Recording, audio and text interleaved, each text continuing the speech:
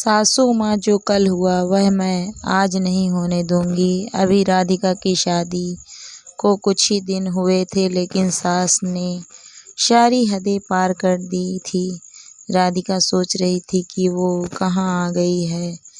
तभी सास ने आवाज़ लगाई, सुन राधिका, रात के भोजन के बाद चूल्हा चौका साफ करके ही सोने जाना और जूठे बर्तनों को धोकर साफ कपड़े से पोंछकर स्टैंड पर लगा देना। इतनी तेज सास की आवाज़ सुनकर नवविवाहित बहू ने हामी भरी और किचन की ओर चली गई। राधिका ने सारे बर्तन धोकर पोंछकर लगा दिए। किचन के तमाम काम निपटाते हुए उसे लगभग 12 बज गए। नई नवेली दुल्हन के हाथों की अभी मेहंदी भी नहीं छूटी कि सास के फरमान जारी की, ऐसे करो वैसे करो। राधिका की शादी उसके माँ बाप ने एक श्रेष्ठ परिवार के बड़े बेटे अमन से की थी। अमन साधारण औसत का आदमी था, किसी से ज़्यादा बात नहीं करना, अपने काम से काम रखना और छोटी सी फॉर्च्यून की दुकान को चलाता था। घर में उसकी दादी, उसकी माँ और एक बड़ी दीदी थी जिसकी शादी हो चुकी थी। एक छोटा भाई भी है जो कि शहर में पढ़ाई कर रहा है, लेकिन अमन अपने गांव में ही रह गया और उसने घर के बाहर छोटी सी दुकान खोल ली। अमन कभी भी माँ के किसी काम को टालता नहीं था और अपनी माँ का बहुत सम्मान करता था। राधिका अपने ससुराल में रहते समझ गई थी कि उसकी सास उसके साथ हिटलरबाजी क्यों करती है, क्योंकि दादी सास ने उसकी सास को इसी तरह से कोल्हू बैल के जैसा काम लेती थी। अमन की माँ को चैन से बैठने नहीं देती, जिससे उनके घुटने घिस गए और वह ज़्यादातर बैठी रहती। लेकिन वही सब कुछ वह अपनी बहू के साथ इतिहास दोहरा रही थी। अपनी खुन्नस वह उस पर निकाल रही थी। जो कुछ उनके साथ हुआ उसका बदला वह राधिका से ले रही थी। अब तक राधिका भी सास का मान रखती आई, सास को कुछ नहीं कहती।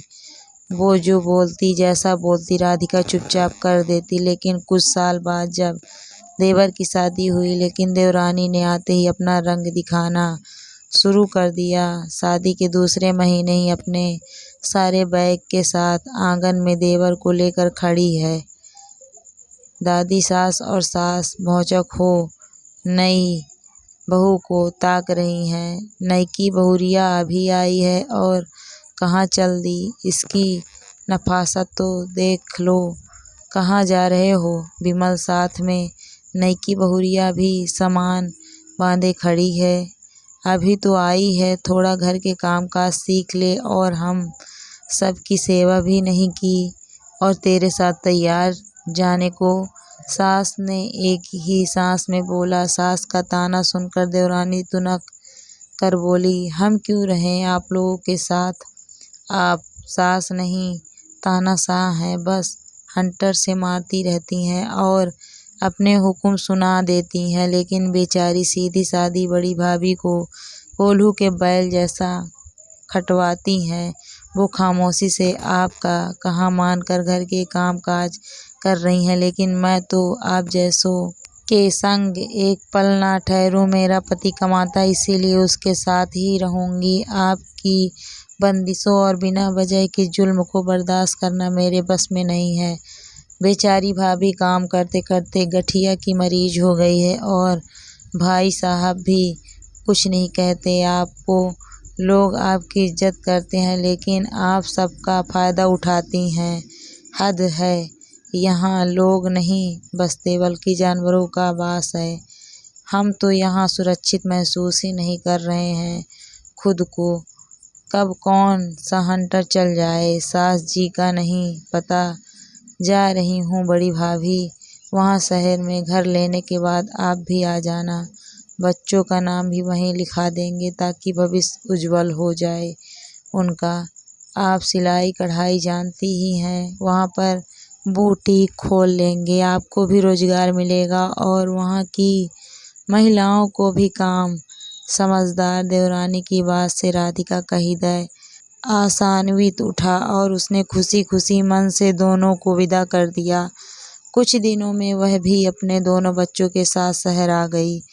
उसका सिलाई कढ़ाई का काम रंग लाया और 2 साल में राधिका का बिजनेस दिन दूनी रात चौगुनी तरक्की कर गया है। उसने बैंक से लोन लेकर एक और बुटीक खोला और अब अमन भी शहर आ गया है। अपनी पत्नी के व्यापार में हाथ बटा रहा है। कभी कभार सास और दादी भी आ जाती हैं, लेकिन राधिका ने दोनों के मान सम्मान को हमेशा बरकरार रखा।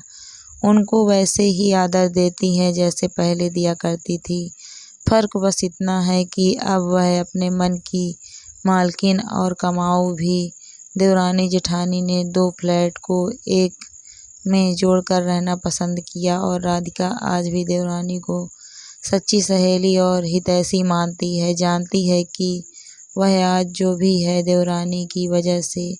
उसने ही उसको उड़ना सिखाया है, वरना गांव में मेढक ही बनी रहती। अपनी देवरानी का धन्यवाद कहती थी। आज राधिका बहुत खुश है। बच्चे भी अच्छे स्कूल में पढ़ रहे हैं। राधिका की एक अलग ही पहचान बन गई है। थोड़ी हिम्मत, साहस और देवरानी का साथ ने राधिका को बहुत कुछ दिया है।